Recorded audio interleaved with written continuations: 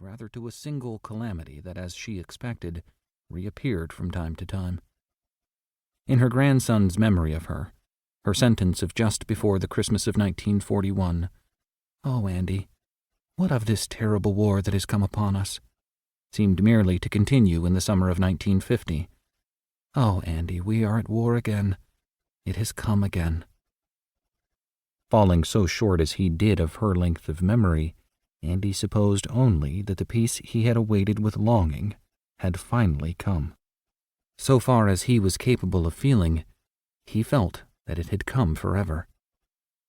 With the clamor from town still audible through the open windows by the kitchen table, he was not long at his supper.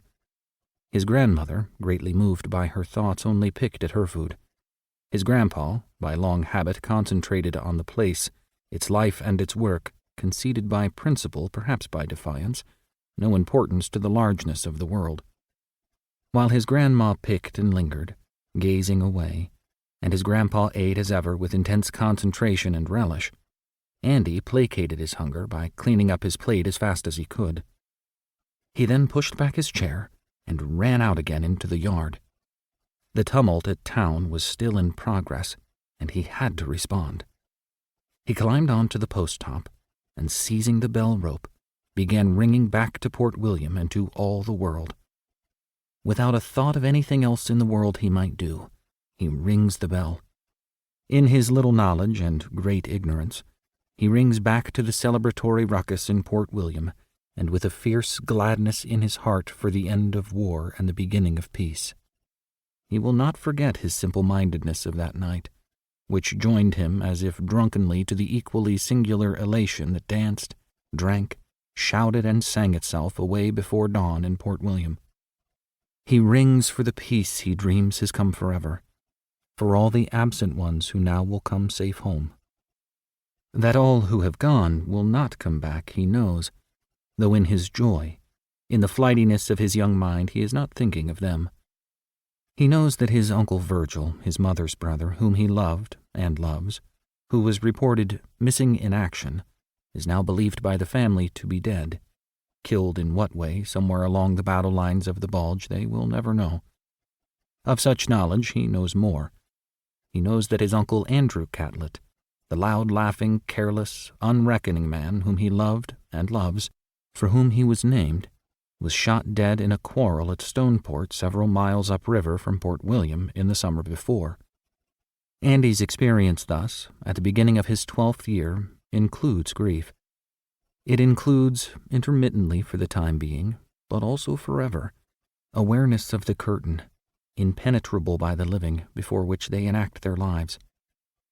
He has begun his acquaintance in the graveyard on the hill at Port William, a fellowship that by now, when he is old, far exceeds his acquaintance among the living. He does not know the deaths that are to come, that will end his childhood. He has not begun the long growing up that will call him to the work that will be his to do. He does not know the wars yet to come. That his government, in ending the war, has again proved the willingness of some of his kind to do anything at all that is possible, he has after a fashion heard, but is far from knowing. He is far from knowing that, virtually from that moment of rejoicing at the coming of peace, an industrial assault upon his home community and countryside, and upon such home places everywhere, will now begin, and will continue into his final days. And so ring the old bell, young Andy Catlett. Ring your ignorant greetings to the new world of machines, chemicals, and fire. Ring the dinner bell that soon will be inaudible at dinner time above the noise of engines. Ring farewell to the creaturely world, to the clean springs and streams of your childhood. Farewell to the war that will keep on coming back.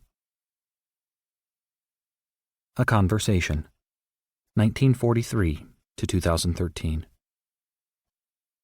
Andy Catlett's Grandma and Grandpa Catlett had survived the hard times of their life, the depressions of the 1890s, the first decade of the next century, the 1920s, the 1930s, and had held on to their farm by a series of tight squeezes. This surely amounted to success, as the people of their kind and time and place would have reckoned it, but it was a success that rested upon a long discipline of economic minimums.